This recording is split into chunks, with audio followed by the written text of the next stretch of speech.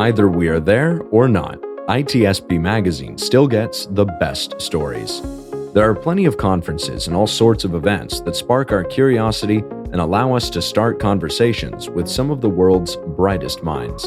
In person or virtually, we sit down with them at the intersection of technology, cybersecurity, and society. Together, we discover what the synergy of these three elements means for the future of humanity. Knowledge is power, now more than ever.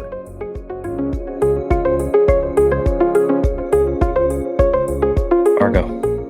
Sean. I feel the innovation running through my veins. I thought you were going to say I feel the need for speed.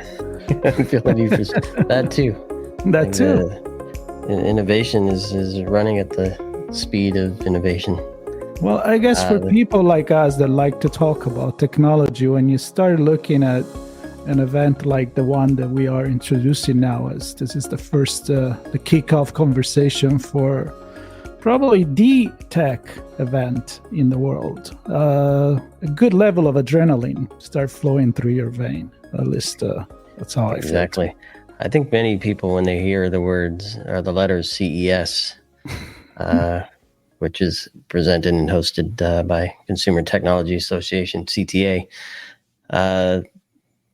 things perk up a bit. They get excited. A lot of cool stuff comes from that event. A lot of things are unveiled, and the future is on display for all of us to see, right? And for you and I, it's a chance to talk about, well, how does that future look? As we like to look at things from the intersection of technology, cybersecurity, and society. So how do each of those things play on each other with, of course, the ultimate goal of recognizing that we as humans control that future. So how do we have our voice in there to define the future that we want, and how can we embrace it to embrace technology to get what makes us feel good from it? Nope. Absolutely. A big conversation. And as usual, what do we know? We just bring people that know more about things than what we do. So, Sean, who we got today, who we're going to kick off the conversations about CES with? Well, today I think we're gonna get a slice of some of the stuff going on, mostly around policy and standards, and I think we'll touch on security and privacy as well, if I'm not mistaken. We have David Grossman on. David, thanks for joining us. Thank you so much for having me. I'm as excited as you are as we approach CES 2024. This is, I think, will be my 16th CES. So I've seen a lot over the years. CES is the most powerful tech event in the world. We'll be convening in Las Vegas, January 9th to the 12th. And we're all on. That's our theme for CES 2024: AI, transportation tech, startups, smart cities, digital health, and solutions for a better and more sustainable planet. We're expecting over 130,000 attendees for CES 2024, 3,500 plus exhibitors. Within that is our Eureka Park area with over 1,000 startups from around the world. We also have some really exciting keynotes that we've announced in the last few days and weeks, including for the first time ever, a keynote speaker from the beauty industry. We'll have the CEO of L'Oreal. We have keynotes from Walmart CEO, the CEO of Intel, HD Hyundai, NASDAQ, Qualcomm, and most recently, we announced for our Leaders in Technology dinner on January 10th, we'll be hearing from the CEO of Best Buy. That's fantastic lineup, and I'm sure it only continues and continues and continues. And the one interesting point there that I don't know if others picked up on it, but certainly some of those brands you could easily attach tech company, but it's not just the normal tech company that's innovating and using technology to drive things, right? L'Oreal, for example, healthcare and beauty and wellness, and I'm sure they're in a lot of things, leveraging technology to make our lives better and to feel better about ourselves, right? That's absolutely right. And having been at CES and been a part of it for so many years, I've seen that evolution. From the earlier days when CES was most known for unveiling the latest televisions, to now seeing on the show floor a giant combine from John Deere. And John Deere's CEO was one of our keynotes at CES 2023. So you're seeing these various industries come together with technology, whether it's in agriculture, whether it's food tech, transportation. These are companies in many cases that have been around for many years and have deep histories, but they're becoming technology companies, and they're embracing AI and other solutions to become more efficient, reduce costs. There's a lot to be excited about. Well, you just said something, and you both went there. Technology companies, every company nowadays. So I talk a lot about the intersection of society and technology, and my jokes is that I can talk about pretty much whatever I want because technology touch everything. And I think, again, to look a little bit back into your 16 years at the CES, if I look at the topics that you're covering now, it's a window on our present and our future. We're talking about, you have family and lifestyle, fitness, food technology, space, and pretty much anything I can think about. And as much as I would like to tell me what the next Walkman is going to be, I think this is way more exciting. So it's beautiful. Can you tell me a little bit about looking back? I mean, what have been, in your opinion, the pivotal moments maybe in the last 16 years that brought us where we are now? Yeah, well, I think you've touched on it, which is the broadening of the type of companies that come to CES and see it as the place to be in terms of the most powerful tech event in the world, across all of these industries.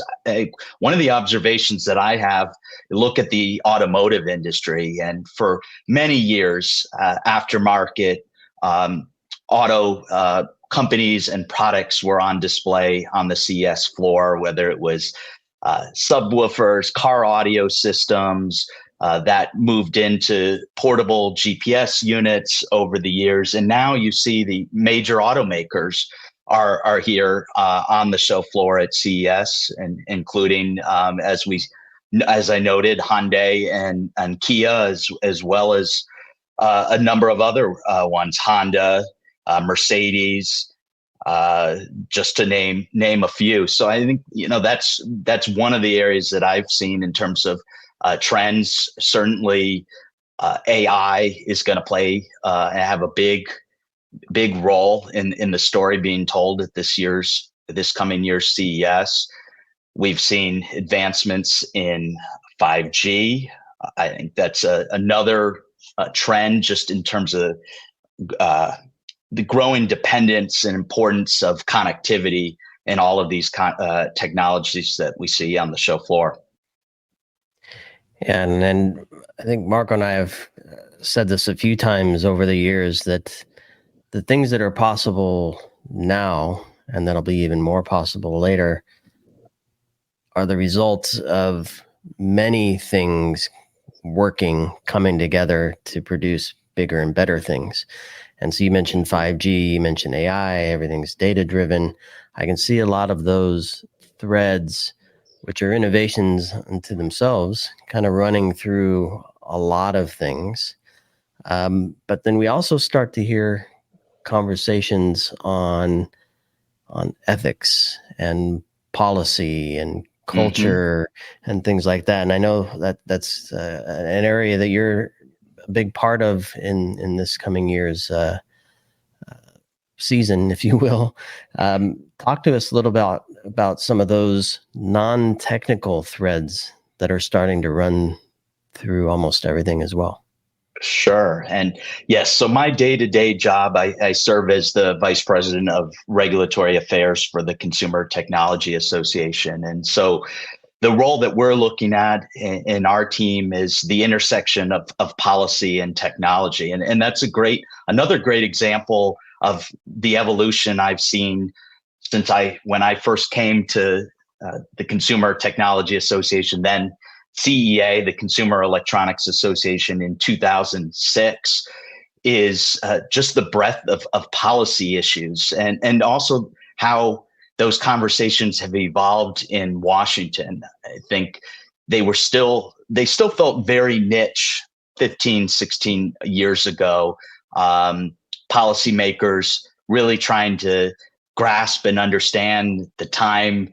We were still focused on just getting basic connectivity into American homes. Well, truthfully, we are still working on bringing high-speed broadband, but those conversations were going on. We were talking about cloud computing and data, and well, we are still talking about privacy and cybersecurity. But I do think that those issues have heightened in significance, and also I would say the number of government agencies within the U.S. that are looking at technology issues has also grown substantially. I mean, you have traditional agencies like the Federal Communications Commission. I'm an alumni of that agency that has always been the regulator of telecommunication services going back to the early 1930s. So they've always had a window into telecommunications, but you have the Federal Trade Commission and Consumer Product Safety Commission, Environmental Protection Agency. All of these agencies are looking at different aspects of the technology policy conversation.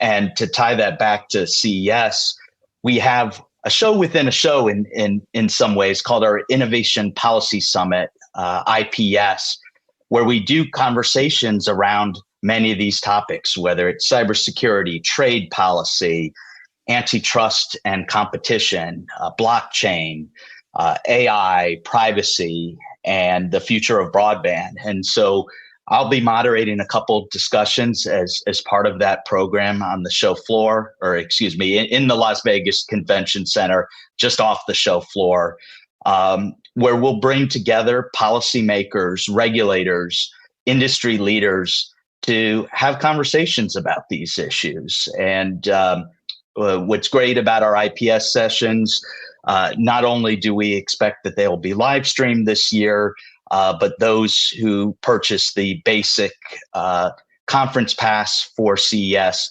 will be able to attend those IPS sessions. Just looking at some of the items there on the list. I mean, it's a full page. I don't know, say a long day, but a full day of cool stuff. I mean, it starts off with health innovation.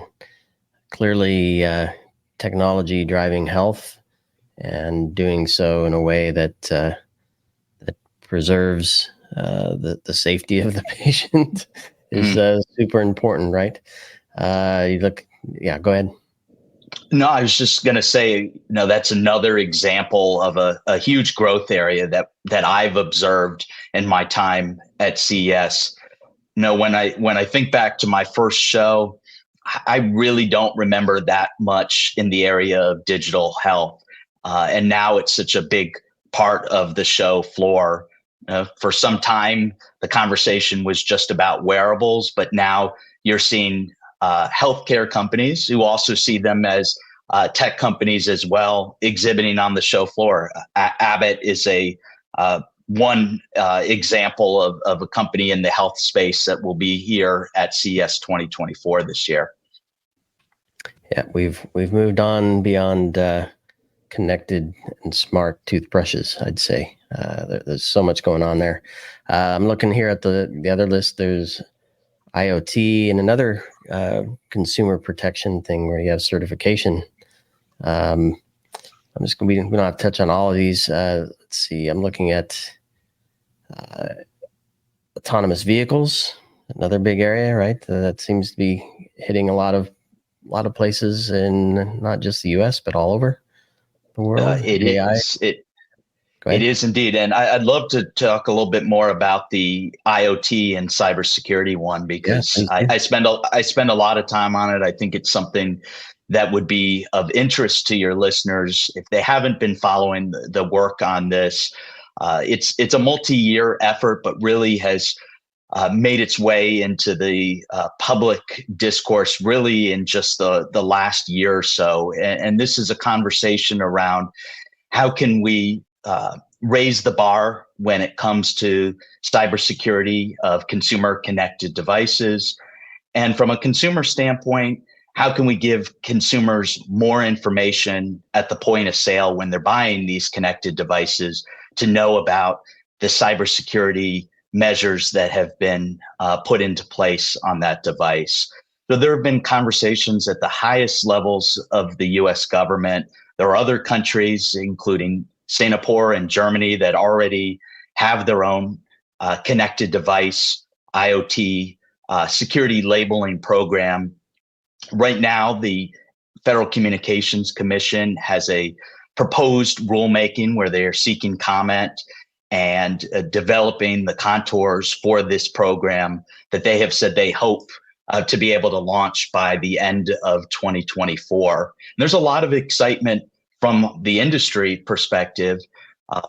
First of all, we're talking about a program that's proposed to be voluntary. So companies will have the opportunity to choose whether they want to participate. The other thing is that it's based on the work of NIST. And there is a lot of trust in NIST as an expert when it comes to technical standards. They've been working on recommendations related to this topic of IoT labeling cybersecurity for some 5 years now. And the basis of what the FCC is proposing is to use that baseline work that NIST has developed. So one of the Innovation Policy Summit conversations panels we will have, I'll be moderating, is on this very topic. We hope to have leaders both from industry as well as consumer groups. Consumer Reports will be part of that panel discussion, as well as leaders from government. And we see this as a great example of a public-private partnership. How can industry and government work together, raise the bar on cybersecurity, and give consumers more information when they make decisions about buying products? Yeah, we actually spoke with Jeff Marone from NIST. I think it was in 2020, around this time a few years back, about this very topic. So yeah, it's good to see that we have some continued investment, and it's a big topic as part of CES. I want to touch on one more thing, and I know that Marco wants to jump in as well, of course, but just the concept of privacy. I know there's also as part of the IPS summit, it's a focus on U.S. privacy, and the topic is called "Consumers Deserve Better Than a Patchwork of Confusion." So I know this very well, and I've talked on my show a few times. But from the CES perspective, why is this important, and who's coming together for this conversation? What's the goal with this particular session? Yeah, so I'll start with where we as an organization, where the Consumer Technology Association stands. And we have long called for a national privacy bill that is ultimately signed into law to give consumers consistency, to give manufacturers and retailers consistency, because the reality is a patchwork of state laws just does not work when it comes to the internet, which is global in nature and certainly does not stop across state lines. So we'll be having a conversation about what that looks like. It's been a conversation before Congress for a number of years now, the push to to pass legislation into law to create a national privacy framework. And so that's going to be the focus of that conversation. I know that we will have a representative of the Federal Trade Commission as well as industry representatives to talk about their vision for privacy in the United States. But as you said, it also intersects with what's happening globally, GDPR, as well as other privacy laws around the world. We have to have that conversation from a bigger picture and recognize that the U.S. isn't the only player out there.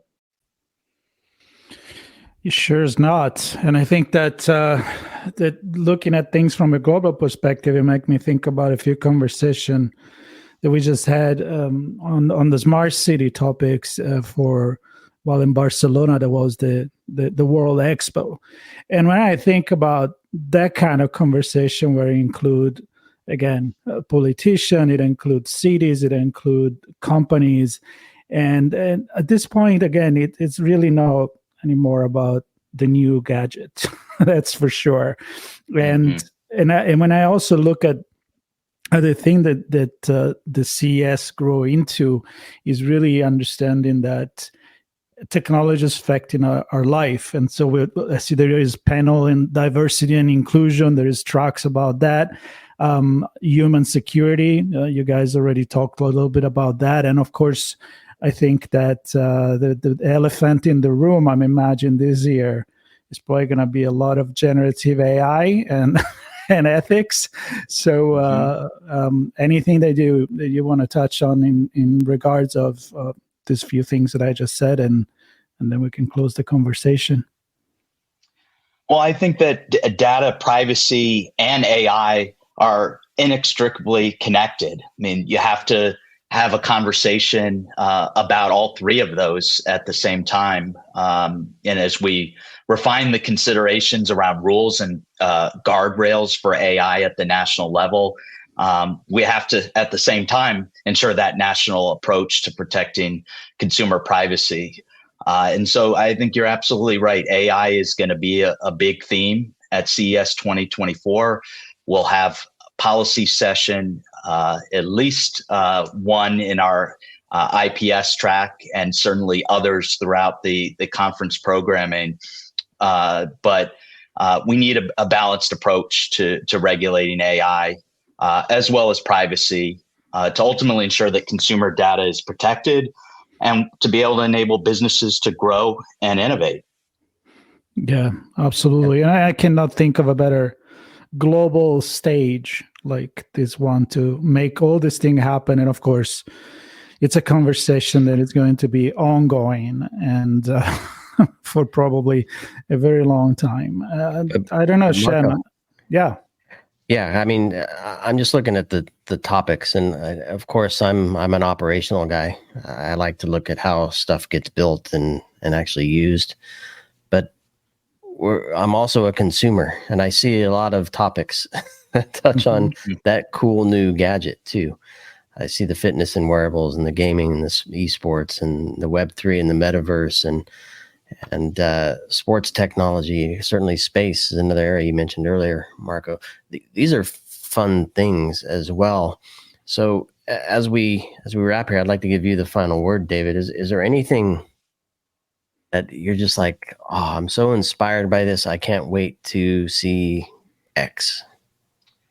Yeah, I'm going to answer that question, but probably not in the way that you were expecting. By not, I'm not going to go with a specific. Be innovative in your response, David. Go for it. I'm not going to go with a specific technology, but instead to talk about the role that technology is playing in solving the world's biggest challenges. And one of the things that CTA is really proud of is our work with the United Nations Trust Fund for Human Security and the World Academy of Art and Science on the Human Security for All global campaign.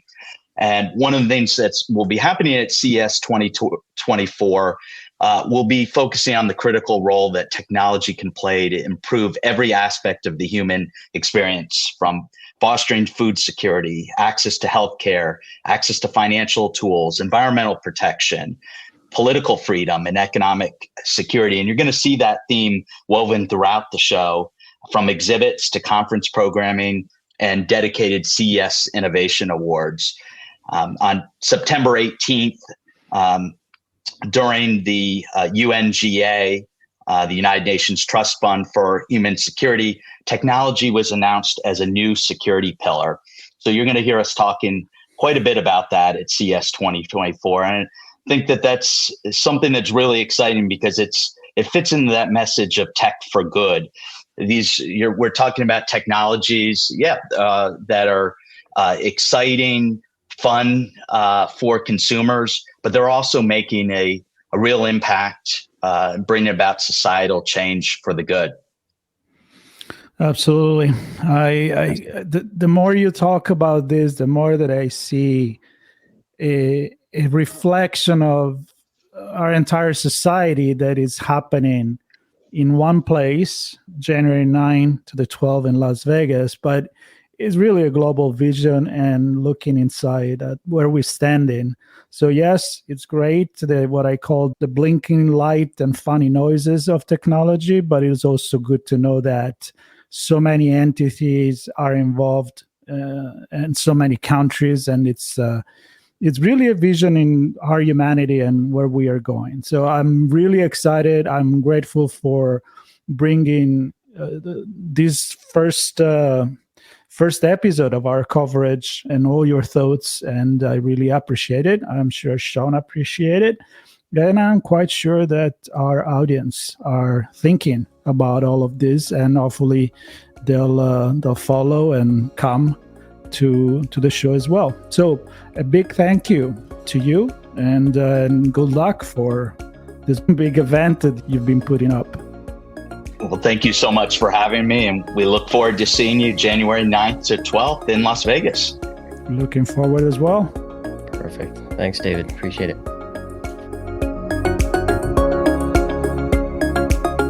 We hope you enjoyed this episode of our on-location conversation. If you learned something new and this podcast made you think, then share ITSPmagazine.com with your friends, family, and colleagues. If you represent a company and wish to associate your brand with our conversations, sponsor one or more of our podcast channels. We hope you will come back for more stories and follow us on our journey. You can always find us at the intersection of technology, cybersecurity, and society.